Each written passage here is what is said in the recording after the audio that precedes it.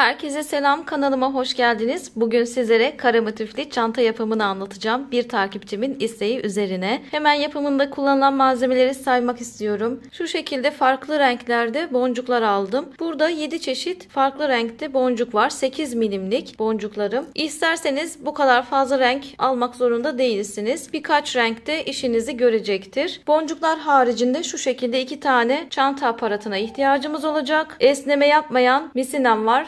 0,50 numara kullanırsanız misinayı daha iyi olur. Çantayı daha iyi taşır. Fakat bu 8 milimlik boncuklarda 0,50 numara boncukların arasından birkaç kez geçirilmiyor ya da düğüm attığında boncukların arasına saklanmıyor. Ben şu an çekim için 0,35 numara misine kullanacağım. Ama çantayı taşıması açısından 0,50 en az 0,50 numara misine kullanmanız gerekir. Kesmek için de makas kullanacağız. Ben sadece motifin bir tanesinin yapılışını sizlere anlatacağım. Daha sonrasında sizler videoyu geri sararak diğer motifleri de yapabilirsiniz. Yapımına geçmeden önce kanalıma abone olmayı, like atmayı, bildirimleri açmayı, yorum yapmayı lütfen unutmayın. Kare motifli çanta yapımımıza başlayabiliriz. İlk olarak misinama 2 tane koyu pembe, 2 tane de açık pembe 4 adet boncuk taktım. Ve misinamı 2'ye katladım. Şu şekilde uçlarını eşitledim. Ortasından kullanacağız bu şekilde ve düğümleme yöntemi kullanacağız. İsterseniz boncukları çaprazda geçirebilirsiniz. Düğümleme yöntemi zor geliyorsa bazı arkadaşlar zor geldiğini söylüyorlar. Şimdi zemini de beyaz özellikle tuttum ki siyah boncuk kullanacağım için siyah zemin istemedim. O zaman da görülmeyecekti. Burada elimden geldiğince sizlere göstermeye çalışacağım beyaz zemin üzerinde misinamın nerede olduğunu. Eğer çaprazlama yöntemi kullanacaksanız, bağlama yöntemi size zor geliyorsa şu sondaki boncuğumuzdan diğer taraftaki misinayı çapraz bir şekilde geçirip bu şekilde de bağlama yapabilirsiniz. Bunda şöyle bir sorun var. Şimdi çantanın daha kalıp gibi durması için düğümleme yöntemini kullanmanızı tavsiye ederim. Düğümleme yöntemini aslında açık bir şekilde diğer videolarımda da başlangıçlarda anlatıyorum. Bunda da anlatacağım ilk defa izleyenler için. Düğümleme yöntemimiz de şu şekilde. Aynı taraftaki misinayı, bu taraftaki misinayı karıştırmıyorum. Bu arada açık renkli pembeden giriş yapacağım. Açık renkli pembede olacak misinam. Koyu renklisi dışarıda kalacak. Aynı taraftaki misinayı yine sondaki boncuğumdan geçireceğim içinden ve şu şekilde bir baloncuk elde ediyorum. Bakın şu şekilde aynı taraftaki misinayı geri ters çevirip içerisinden geçiriyorum. Şu baloncuğun içerisinden de yine bu taraftaki misinamı geçireceğim. Şöyle içinden geçirip alıyorum. Bakın şöyle içinden geçirdim.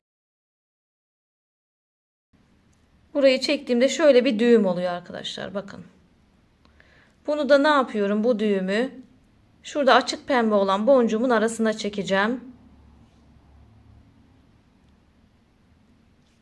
Bu şekilde birinci sıramı yapmış olacağım. Düğümleme yöntemimiz bu şekilde olacak ve hangi boncuk iç tarafta kalacaksa o boncukta misinanızı bırakın. Şöyle göstereyim. Şurada dışarıda kalan benim koyu pembe olacak. İçeride kalan açık pembe olacak. Siz de içeride kalacak olan boncuğunuzdan misinanızı şu şekilde bırakacaksınız. Devam ediyorum. İkinci sırama geçeceğim. İkinci sırada artık farklılıklarımız başlayacak. Şöyle pembelerin olduğu tarafa bir tane pembe boncuk attım. Bu dışarıda kalacak olan boncuğum. Yine başka bir tarafa şu açık pembelerin olduğu tarafa da bir tane sarı boncuk attım. Üçüncü renk boncuğuma başlamak için. Hemen başlamam gerekiyor. Çünkü zaten 1, 2, 3, 4 sıra şeklinde yapıyoruz. Hemen 4. sırada döneceğim çünkü. O yüzden bir taraftan başlıyorum diğer rengime. Ve yine ortaya pembe boncuk atacağım. Bu pembe boncuğu isterseniz sağ tarafa isterseniz sol tarafa takabilirsiniz. Burada önemli olan koyu pembenin olduğu tarafa koyu pembeyi ve diğer tarafa da diğer renk ile başlamayı unutmayın. Şu açık pembeyi de aradaki rengimizi de tabii ki herhangi bir tarafa atabilirsiniz. Yine onu da bırakmıyoruz. Ona da devam edeceğiz bir taraftan. Yine aynı taraftaki misinayı pembe boncuğumdan şu ortadaki olacak rengimden geçiriyorum.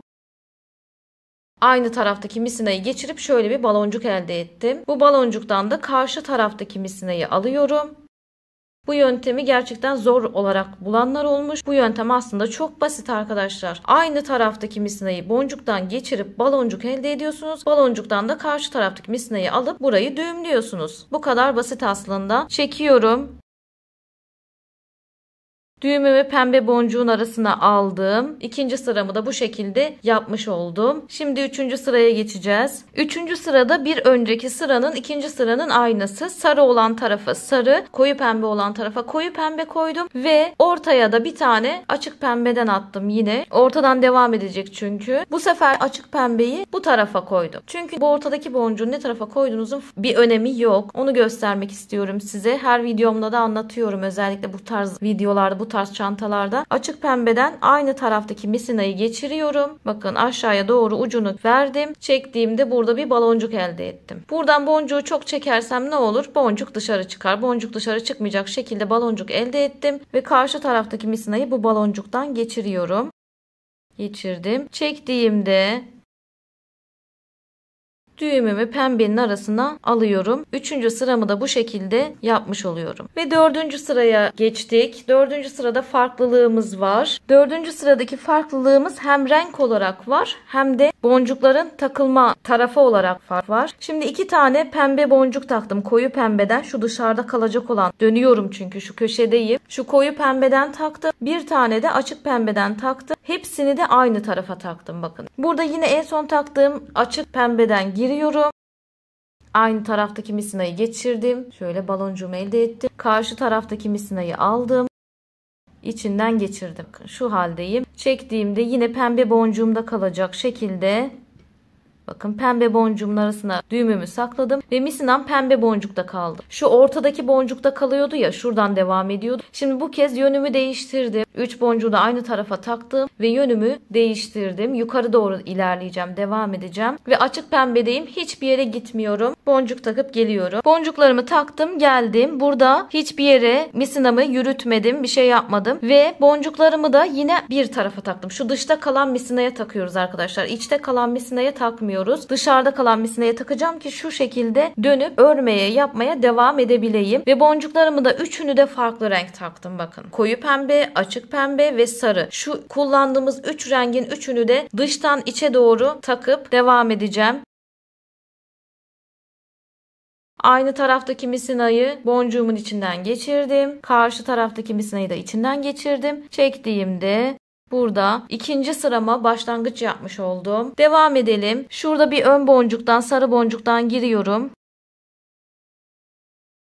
Burada ne renk kullanıyorsanız kullanın. Dışarıdaki renk, içerideki renk şeklinde de ilerleyebilirsiniz. Ben size o şekilde de anlatmaya çalışıyorum. Aynı renkleri zaten kullanmak zorunda değilsiniz. Daha iyi anlatabilmek için renkleri de ara sıra söylüyorum mecburen. Şu içerideki misinamı sarı boncuğa ilerlettim. 2 boncuktayım ve yukarıdaki misinama yine boncuk takacağım. Şimdi arkadaşlar 2 renk boncuk taktım. Farklı renklerde taktım. Şu ortadaki yeşile artık geçiş yapmam gerekiyor çünkü. Şöyle ikisini de yeşil taktım. Taktığım son boncuktan giriyorum. Oluşan baloncuktan karşı taraftaki misinayı alıyorum. Artık iç tarafımızı yapıyoruz. Bir an önce başlıyoruz çünkü motifimiz kısa. Bir an önce başlangıcını yapıyorum bu renginde. Burada misinanızı biraz, motifimiz kısa ya zaten arkadaşlar. Biraz uzun alın misinanızı, bitmesin. Eğer biterse de önceki videolarımda misinanız bittiğinde neler yapmanız gerektiğini anlatıyorum. Mesela şurada bağlarsınız. Bu boncukta olmanız gerekiyordu ya arkadaşlar. Misinanızı tekrar bu boncuktan takıp bir sonraki hamlenizi yapabilirsiniz. Önceki videolarıma da göz atabilirsiniz. Ya da misinanızı uzun alırsınız. Bağlama işlemine gerek kalmaz. Bir öndeki boncuğa geçiş yapıyorum. Şu aşağıdaki misinamı yürütüyorum.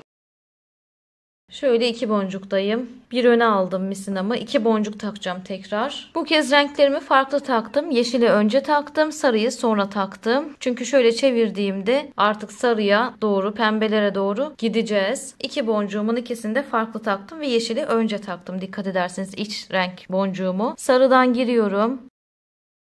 Baloncuğumu elde ettim. Karşı taraftaki misinayı aldım. Şu şekilde ilerliyoruz. Devam ediyoruz. Şimdi dış taraftaki renklerime geçiş yapacağım. Onları da devam ettireceğim tabii ki. Bir öndeki boncuğa pembeye geliyorum. Geçişimi yaptım. Yine 2 boncuktayım. Sarı ve pembedeyim. Bu kez burada dönüş yapacağım arkadaşlar. Şöyle dörtlüyü bir arada gördüğünüz zaman şu dörtlüyü burada dönüş yapacağımızı anlayacaksınız zaten. Şimdi şu taraftaki dönüş için de misinamın yönünü değiştirmem gerekiyor. Şöyle gelmem gerekiyor. Yukarı doğru devam edeceğim. Dışarıda kalan misinama bu kez boncuk takıyorum. Onları da bir tanesini koyu pembe, ilk olarak koyu pembeyi taktım. Dışarıdan içe doğru gideceğim çünkü. Bir tanesini de açık pembe taktım. Şöyle döndüğümde birbirlerinin üstüne denk gelebilsinler diye dışarıda kalan misinama 2 adet boncuk takmış oldum. Şimdi bazen de arkadaşlar zeminden dolayı görünmüyor diye söylüyorlar. Misina görünmüyor diye. Ben misinanın nerede olduğunu zaten sizlere ağzımla da anlatıyorum, söylüyorum. Nerede olması gerektiğini ya da boncukları ne tarafa taktığımı zaten gösteriyorum burada size, söylüyorum dışarıda kalan misinaya diye. Onu da eğer dikkatli dinlerseniz çok rahat yaparsınız. Gerçekten detaylı anlatmaya çalışıyorum. Detaylı anlatıyorum. Videolarım da o yüzden biraz da uzuyor. Uzun uğraşlar veriyorum. O yüzden dikkatli dinlerseniz, talimatları takip ederseniz çok rahat yaparsınız. Yine pembe boncuğumdan girişimi yapıyorum, açık pembeden. Baloncuğumu elde ettim. İçerideki misinamı aldım. Şöyle çektiğimde yönümü çevirmiş oldum. Sıramı kapatmış oldum. Yeni bir sıraya başlangıç için hazır olmuş oldum. Ve motifimi de devam ettiriyorum. Hiçbir yere kımıldamayacağım. Misinam aynı boncukta. Yine dışta kalan misinama boncuk takacağım. 3. sıradayız. Dıştan içe doğru renkleri sıraladım. Koyu pembe. 2. rengim olan açık pembe. 3. rengim olan sarı rengi. Dışta kalan misinama, hepsini dışta kalan misinama taktım arkadaşlar. Hem 3. sırama başlayacağım hem de yeni bir sıra başlangıcı yapmış olacağım. Şöyle sarı boncuktan giriyorum. Baloncuğumuzu elde ettik. Karşı taraftaki misinayı baloncuğumuzdan geçirdik. Çektiğimde şöyle yeni bir sıraya başlamış oldu. Şimdi bir öndeki boncuğa geçiş yapıyorum. Altta kalan misinamla. Yeşil renkten giriş yaptım. Şöyle 2 boncuktayım. Yine üstte kalan misinama boncuk takacağım. Bir tane sarı, bir tane yeşil taktım. Yeşili artık burada kapatacağım şöyle. Yeşili daha sonra taktım. Sarıyı önce taktım. Sarı çünkü daha önce geliyor yeşilden. Burada yeşili artık kapatıyoruz 3. sıramızda. Yeşil boncuktan girişimi yaptım. İçinden karşı taraftaki misinamı alıyorum. Çektiğimde yeşil boncuğum burada kapanmış oluyor. Daha sonra bir öndeki yeşile geçiş yapıyorum tekrardan. Artık yeşille işim bitti. Şöyle 2 tane yeşil boncuktayım ve artık yeşil boncukla işim bitti. Şimdi sarı boncuk, açık pembe boncuk ve koyu pembe boncukla işlerimiz var. Burada 2 tane de sarı takıyorum ve burada sarıyı da kapatıyorum 3. sıramda. İçerideki 2. rengimi de şu şekilde. Artık bu sarıyla da işim bitti. Bunu da kapattım. Sadece açık pembe ve koyu pembe ile işim kaldı. Bir öndeki boncuğa geçiş yapıyorum. Şöyle bir tane sarıdayım, bir tane de açık pembedeyim ve şu dörtlüyü gördüm. Ne yapmam gerektiğini hemen anlıyorum. Diyorum ki ben burada dönüş yapmam gerekiyor. Misinamın yönünü değiştirmem gerekiyor. Bunun için de dışarıda kalan misinama boncuk takmam gerekiyor diye. Şimdi sarıyla işim bittiyse, yeşille de işim bittiyse benim ne renk takmam lazım? Koyu pembe ve açık pembe boncuk takmam lazım artık. Birini koyu pembe taktım, birini açık pembe taktım. Koyu pembeyi daha önce taktım. Şöyle dönüş yapacağım. Açık pembeden giriyorum. Karşı taraftaki misinayı aldım.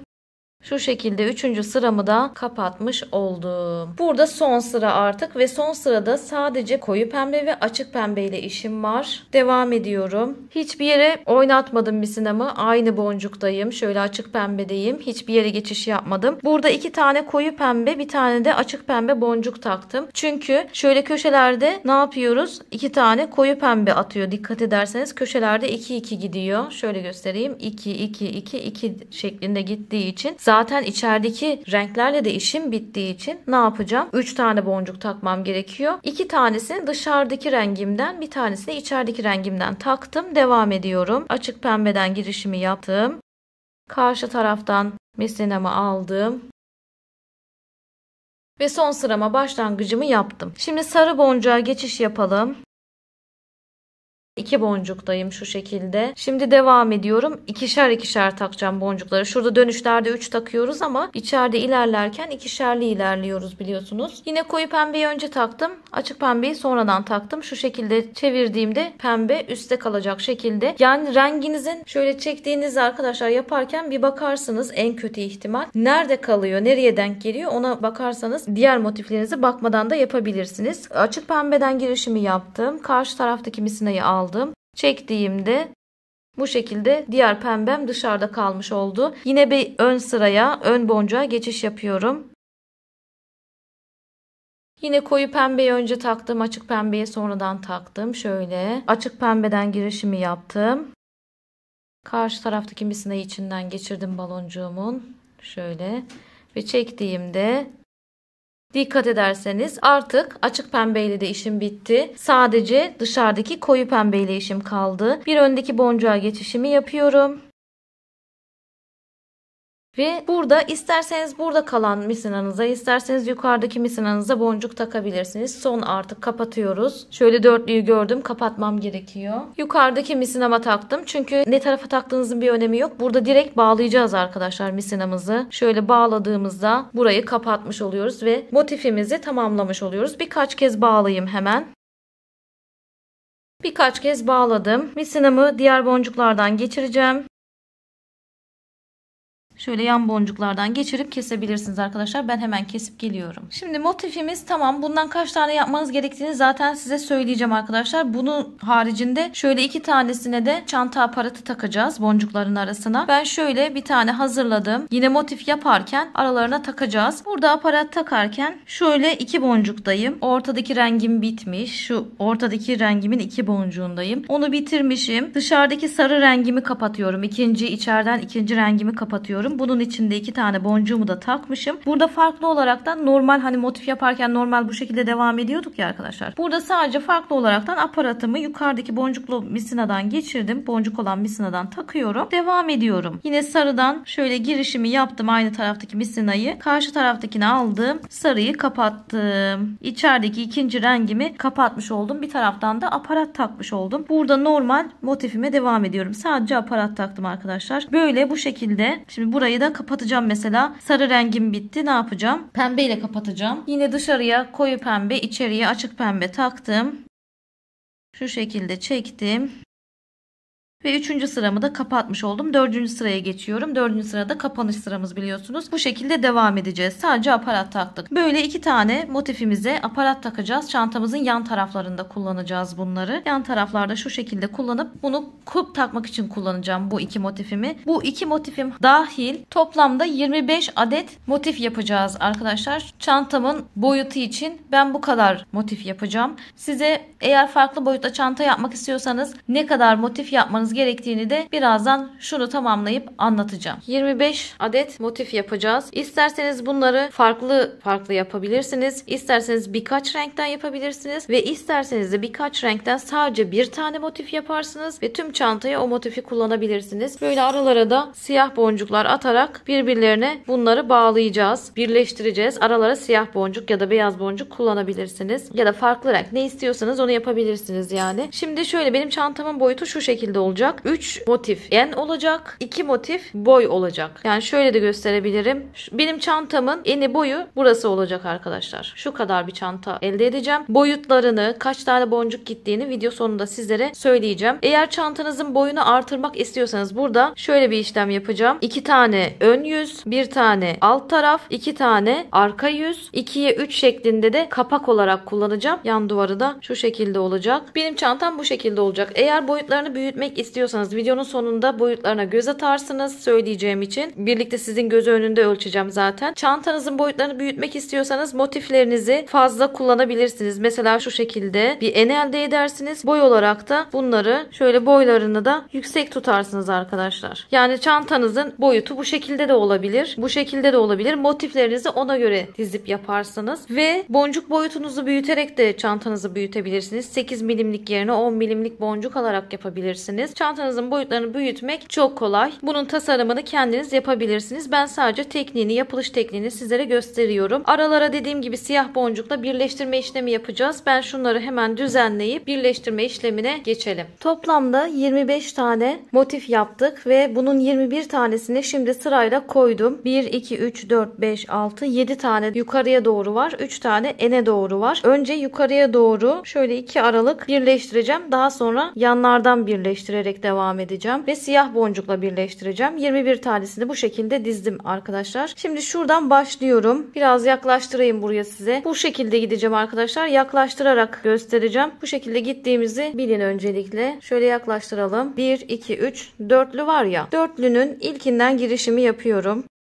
Misinamı geçirdim. Şuradan ilk boncuktan girdim. Şu yukarıdaki misinama, yukarıda kalana bir tane boncuk takıyorum. Boncuğumu taktım. Hemen bir yandakinin ilk dörtlüsünden giriş yapıyorum. Bakın şuradaki dörtlünün ilkinden girişimi yaptım. Şu araya ilk boncuğumu attım. Şimdi devam ediyorum. Tekrardan herhangi bir tarafa bir tane boncuk takacağım. Düğümleme yöntemini kullanacağım. İsterseniz çaprazlama yöntemini de kullanabilirsiniz. Aynı taraftaki misinayı boncuğumdan geçirdim. Bir baloncuk elde ettim. Karşı taraftaki misinayı alıp içinden geçirdim. Ve çektiğimde burayı düğümleme yöntemiyle birleştirmiş oldum. Dediğim gibi çaprazlama yöntemi de kullanabilirsiniz. Çaprazlama yöntem de şu şekilde arkadaşlar. Karşı taraftaki misinayı boncuğumdan çaprazlama geçiriyorum. Çaprazlama yöntemi de böyle oluyor. Şimdi burada yapacağım işlem bir öndeki boncuklara geçiş yapmak. Hemen geçelim. Sağdakini sağdan geçirdim. Soldakini de sol boncuğumdan geçiriyorum. Bir öndekine misinamı aldım. Araya bir boncuk atalım. Herhangi bir tarafa bir tane boncuğumu attım. Aynı taraftan misinamı geçirdim. Baloncuğumu elde ettim. Karşı taraftaki misinayı baloncuktan geçirdim. Düğümleme yöntemiyle burayı tekrardan birleştirdim. Düğümümü ortadaki boncuğumun arasına aldım. Tekrardan birer boncuk yukarı çıkıyorum. Birleştirme işlemi çok kolay. Sağdakini sağdan aldım. Soldakini de soldan aldım. Şu iki boncuktayım. Devam ediyorum. Yine bir tane boncuk taktım. Herhangi bir tarafa takabilirsiniz. Aynı taraftaki misinayı geçirdim. Baloncuğumu elde ettim. Karşı taraftan alıyorum. Misinayı geçiriyorum içinden. Ve çektiğimde burayı birleştirmiş oluyorum. Şimdi ben bu tarafı göstereceğim bu şekilde nasıl yapıldığını. Diğer tarafı da karşı tarafı da kamera arkası yapacağım. Burayı izlediğinizde zaten karşı tarafı da nasıl birleştirmeniz gerektiğini anlayacaksınız. Birleştirme yöntemi dediğim gibi çok basit. Takip ettiğinizde çok rahat yaparsınız. Bir öndeki boncuklarıma geçiş yapıyorum. Artık son dörtlüm, son dörtlü boncuğum, dördüncü boncuğum. Misinamı geçirdim. Bu taraftan da geçirelim. Burada yine bir boncuğumu taktım. Düğümleme yöntemiyle birleştirmiş oldum. Şimdi burada diğerlerine geçiş yaparken farklılığımız var. Köşe yapacağız. Bir tarafa bir boncuk, bir tarafa bir boncuk taktım. 2 tane boncuk takmış oldum. Gördüğünüz gibi. Bir tane de herhangi bir tarafa boncuk taktım. Yani toplamda 3 boncuk takıyorum. Ve ister sağa takın bu boncuğu, ister sola takın. Yine düğümleme yöntemiyle işlemimi hallediyorum. Şöyle bir köşe oluşturdum. Bu diğer tarafa geçerken şurada da mesela yapmamız gereken işlem. Her köşe başında bunu bir köşe oluşturarak devam edeceğiz. Şimdi ne yapıyorum? Devam ediyorum. Yine karşı tarafın ilk dörtlüsünden girelim. Bakın şu taraftan bir şey almıyorum arkadaşlar. Şuradaki ilk dörtlüden girişimi yapıyorum. Bu taraftan da yapalım. Araya boncuk atmış olduk aslında daha öncesinde. Şimdi devam edelim. Şuraya kadar hızlı bir şekilde birleştirelim.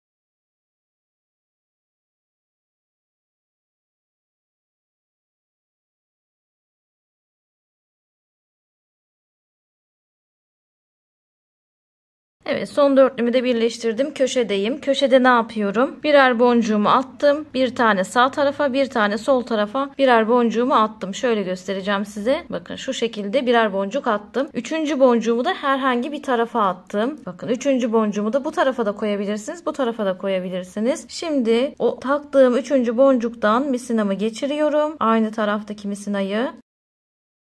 Karşı taraftakini de alıyorum. İçinden geçiriyorum. Çektiğimde buraya bir köşe oluşturuyorum. Bu şekilde ilerleyeceğiz. Yine tekrardan diğer motiflerime geçiş yapıyorum.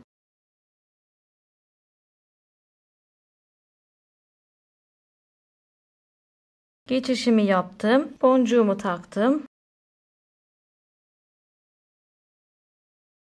Yani böyle birleştire birleştire başa kadar devam edeceğim. Hızlandırılmış bir şekilde yapacağım. Bu tarafı da kamera arkası yapacağım. Birleştirme işlemi dediğim gibi çok basit. Aralara birer boncuk atarak birleştire birleştire devam ediyoruz. Daha sonrasında da buralardan birleştireceğiz. Onları da göstereceğim size birkaç tanesini. Hızlandırılmış bir şekilde yapayım. Yakın plan atacağım arkadaşlar. Normalde motiflerim şöyle. Ben bunu araları yakın plan yaparak göstereceğim. Buradan gittiğimizi bilin diye şu an şöyle gösteriyorum. Yakın plan olarak göstereceğim. Hızlandırılmış bir şekilde yapacağım. Sizler de rahatlıkla zaten yapabileceksiniz. Devam edelim.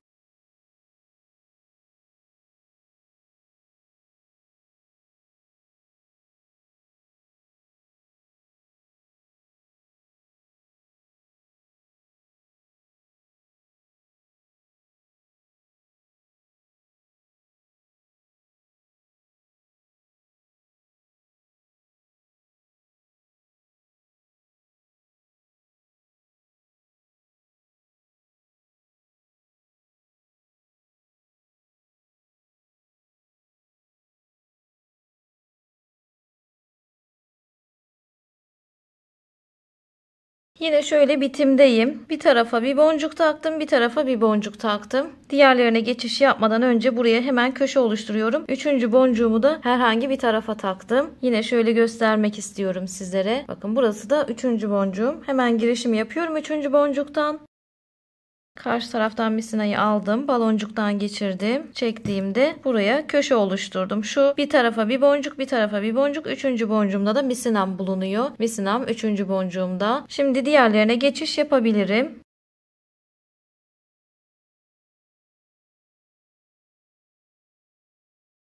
Geçişimi yaptım. Bir tane boncuğumu taktım. Hemen onu bağlıyorum. Ve devam ediyorum.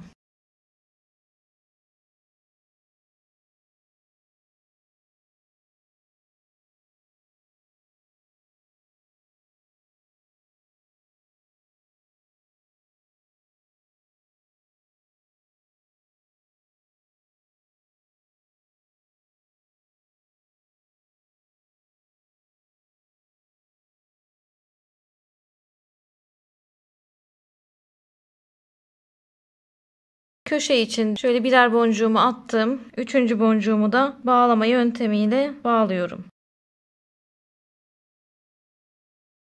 Misinam üçüncü boncukta kalıyor. Diğer taraftakilere geçiş yapmak için. Hemen geçişimizi yapalım. Devam edelim.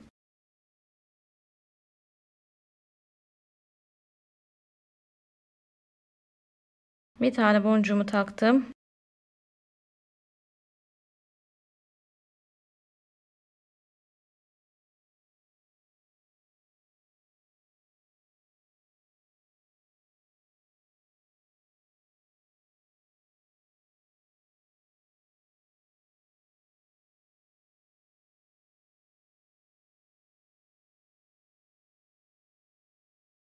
Birer boncuğumu attım. Üçüncü boncuğumu da herhangi bir tarafa koydum. Şunlar attığım birer boncuklar. Köşemi oluşturuyorum. Köşem hazır. Hemen sıradaki ikili gelebilir. Şu ilk dörtlüden girişimi yapıyorum. Sağ taraf tamam. Sol taraf da hazır. Devam edebilirim.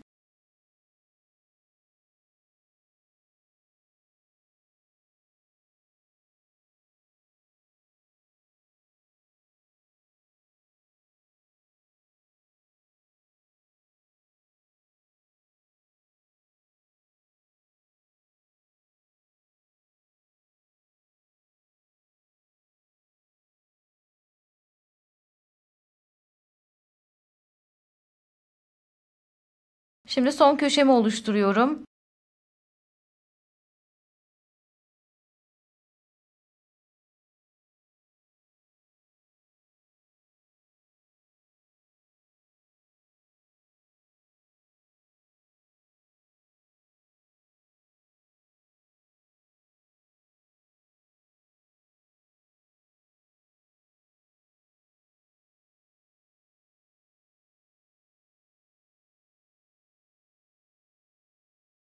Şurada sonuncu da artık bağlayacağım.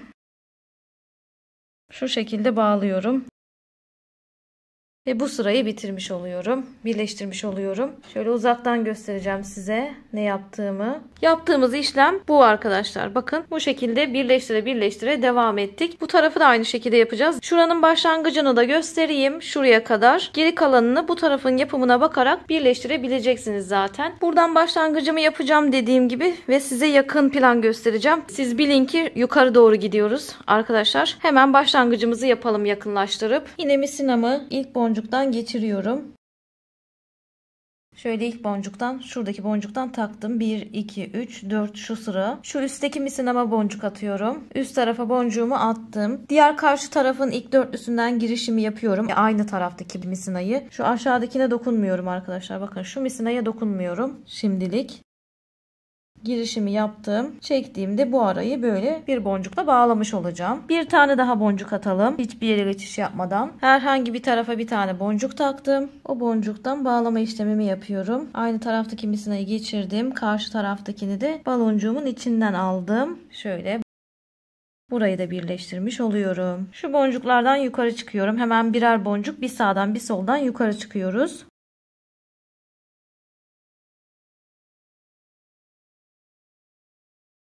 Yukarı çıktım. Araya boncuğumu attım. Baloncuğumu oluşturdum. Karşı taraftaki misinayı alalım. İçinden şöyle geçirdik. Çektik. Ve burayı bağladık. Tekrar birer öne. Bir sağ taraftan. Bir de sol taraftan öne geçtim. Bir tane boncuğumu attım. Çekiyorum. Ve bağlıyorum. Yine bir tane öne, bir sağdan bir soldan.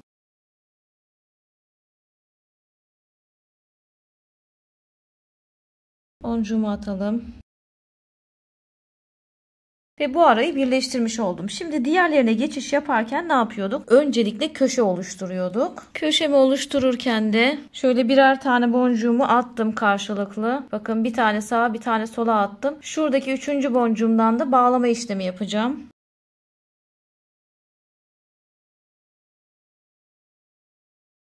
Köşem hazır. Artık diğer motiflerime geçişimi yapabilirim.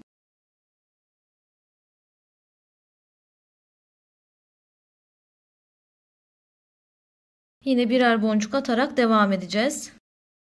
Ta ki diğer köşeyi yapana kadar. Aynı şekilde yukarıya kadar birleştireceğiz. Dilerseniz karşı tarafın yapımına bakarak işleminizi devam ettirebilirsiniz. Ben geri kalanını kamera arkası yapacağım. Şöyle de uzaktan da göstereyim size. Yaptığımız işlem yukarıya doğru yine birleştire birleştire devam etmek. Şu tarafın aynısını yapacağız. Kamera arkası hemen birleştiriyorum ve şu araların birleştirme işlemi için tekrar görüşeceğiz. Şimdi geldik bu araları birleştirmeye. Sadece 2 tanesini göstereceğim. Geri kalanları kamera arkası yapacağım. Zaten çok kolay, çok rahat bir şekilde yapabileceksiniz. Şöyle yakın plana alalım. Devam edelim. Burada da farklılıklarımız var şu köşelerde. Geri kalanlar aynı zaten. Şuradan ilk boncuktan girişimi yapıyorum. Girişimi yaptım. Şu boncuktayım. Hemen yukarıdaki misinama bir tane boncuk atıyorum. Bir tane boncuğumu attım. Ve diğer karşı taraftakinin ilk boncuğundan yine aynı misinamı geçiriyorum. Şöyle ortada bir tane boncuk atmış oluyorum. Tekrar bir tane boncuk takıyorum. Hiçbir yere geçiş yapmadım. Aynı boncuklardayım. Şöyle düğümleme yöntemiyle buraya yine birleştirmemi yapıyorum. Aslında gerisini biliyorsunuz. Bir öndeki boncuklara geçiyorum. Bir sol taraftan, bir tane de sağ taraftan bir öndeki boncuklara geçişimi yaptım. Araya hemen boncuk atalım. Bir boncuğumu takıyorum. Aynı taraftaki misinayı geçirdim. Baloncuğumu oluşturdum. Karşı taraftan misinayı aldım, çektim. Düğümümü sakladım ve birleştirmemi yaptım. Bir öndeki boncuklara geçelim. Geçişlerimiz tamam. Araya boncuğumu attım.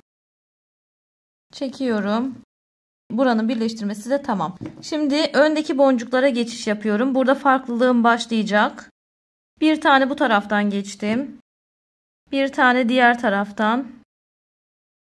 Ve burada artık boncuk atmıyorum. Biraz daha yaklaştırayım. Bakın burada artık boncuk atmıyorum. Şuraya önceden köşe yapmıştık biliyorsunuz. Burada misinamı şu siyah boncuktan, şu ilk boncuktan soldakini sağ tarafa geçiriyorum. Sağdakini de sola çapraz bir şekilde aynı boncuktan geçirdim ve bir öndeki boncuğuma geçiş yapmış oldum. Zaten şu boncuklardaydım. Siyah boncuğa karşılıklı geçtim. Hemen diğer siyah iki yandaki boncuktan, şu boncuklardan yukarı tekrar çıkıyorum. Herkesi kendi tarafından çıkaracağım. Solu soldan çıkardım.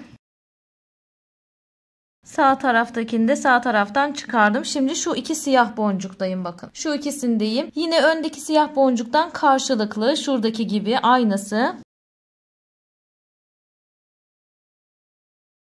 Burada şuradaki son siyah boncuktan diğer boncuklara geçiş yapıyorum. Bakın şuradan itibaren, şu boncuktan itibaren hiç boncuk takmadım. Hep aralardan dolandım ve bu tarafa geçişimi yaptım. Köşe de oluşturmadım dikkat ederseniz. Zaten oluşturmuştum. Tekrar oluşturamazdım. O yüzden yapmış olduğumuz köşeyi kullandık ve diğer boncuklarımıza geçişimizi sağladık. Hemen bir öndeki boncuklara tekrardan geçiş yapıp normal kaldığımız yerden devam edeceğiz. Böyle anlatınca uzun bir işlemmiş gibi gözükse de çok kısa bir işlem. Hemen boncukların arasından karşı tarafa geçiyorsunuz.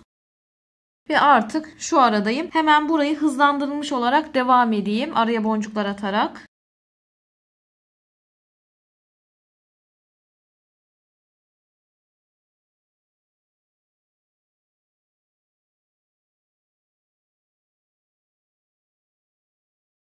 Ve son boncuğumu atmış oldum. Bakın buradan şimdi karşı tarafa şu boncuklara kadar ne yapacağım? Misinamı yürüteceğim. Bir öndeki boncuklara geçiyorum. Diğer taraftaki misinamı unutmuyorum. Bir öndeki boncuklara girdim. Şimdi şu ortadaki boncuktan karşılıklı misinalarımı geçiriyorum. Ortadaki boncuktayım artık. Şu iki boncukları da yine herkesi kendi tarafından gönderiyorum. Ortadaki boncuktan karşılıklı misinalarımı geçiriyorum.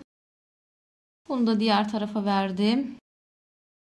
Hemen öndekilere geçelim. Bakın artık karşı taraftayım. Normal devam edeceğim.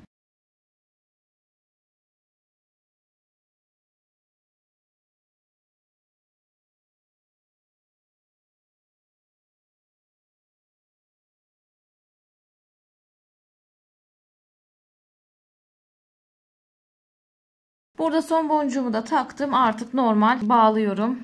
Bu şekilde kapatacağım. Buradaki işlemim bitti. Şöyle birleştirdim. Şurayı da birleştireceğim. Burayı da birleştireceğim. Bu şekilde devam edeceğim. Bu araları birleştire. Bir tane daha göstereceğim sizlere. Geri kalanı dediğim gibi kamera arkası yapacağım. Burada misinam bittiği zaman ne yapıyorum? Bittiği yerden koparmıyorum. Diğer boncuklardan geçireceğim. Öyle koparacağım.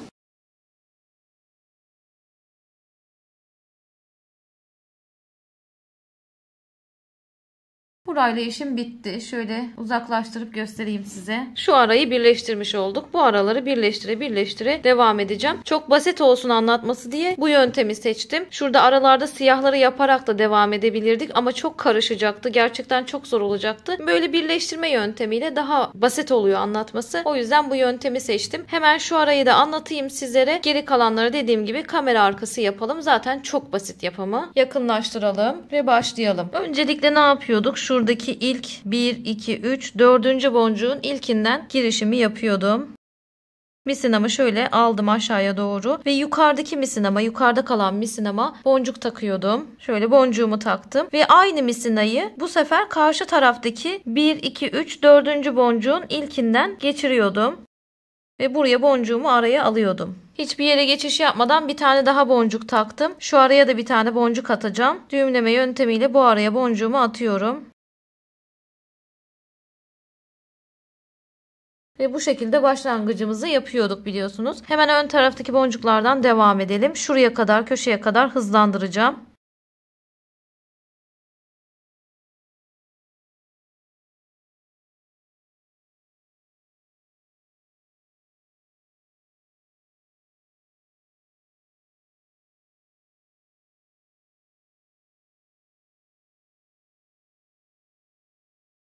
Son boncuğumu taktım buraya. Şimdi artık boncuk takmıyorum. Şu iki boncuklardan ön tarafa geçiyorum.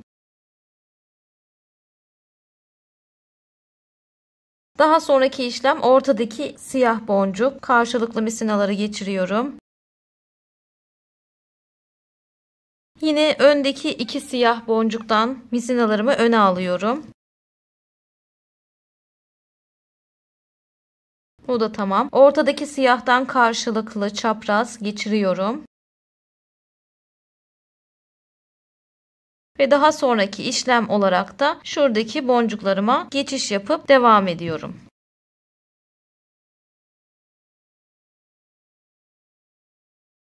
Herkesi kendi tarafından geçirdim ve artık devam edebilirim. Karşı taraftayım.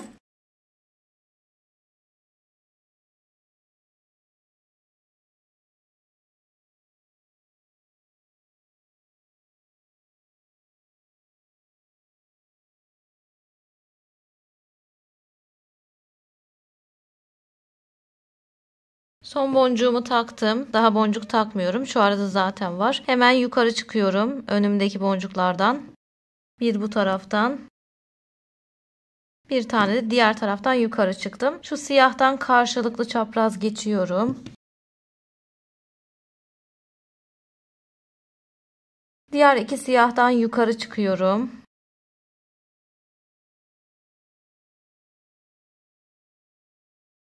Yine şuradaki tek siyahtan karşılıklı geçiyorum.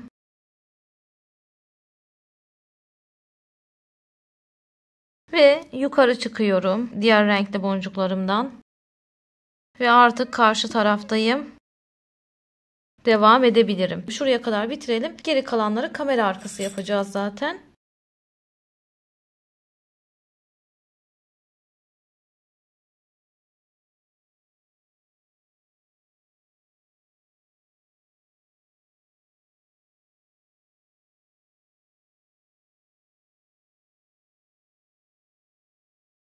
Burada artık son sıra olduğu için direkt bağlıyorum. Bu şekilde burayı da birleştirmiş oldum. Bakın işlem şu. Buralarda birleşmiş oldu ikisi. Şöyle ön yüzümüz aslında hazır. Tabi bitmedi. Başka işlemler de var. Şu geri kalanları da birleştirelim. Şöyle biraz yan çevireyim. Size daha rahat görün. Şuraları da kamera arkasında birleştireyim ben. Siz de buraya bakarak eğer hani sorun yaşarsanız şuraların yapımına bakarak bu tarafları da birleştirebilirsiniz. Geri alırsınız videoyu. Tekrardan izlediğinizde zaten bu araları birleştirmiş olacaksınız. Birleştirelim gelelim. Bütün araların birleştirme işlemini yaptım. Böyle bir şey çıktı ortaya. Çantamızı dediğim gibi şurası ön yüzü. Orta kısmı alt taban olacak. Şuradan iki tane arka yüz olacak. Şu şekilde. Kalan şu ikisi de kapak olacak. Çantamızın boyutu da bu şekilde olacak. Şu biraz şöyle tabii ortada kalacak. Şöyle şurası kabartmalı olacak. Şimdi kenarlarını yaptığımız zaman göreceksiniz zaten. Şöyle bir şey yapalım. Buraya kadar birinci bölüm olsun. Bir bölüm olsun. Bir tane video olarak atalım. Geri kalan kısmını da kenar kısmıyla kulp kısmı kaldı zaten sadece. Geri kalan kısmını da ikinci videomuzda part 2'de hep beraber yapmaya devam edelim. İkinci kısımda görüşmek üzere.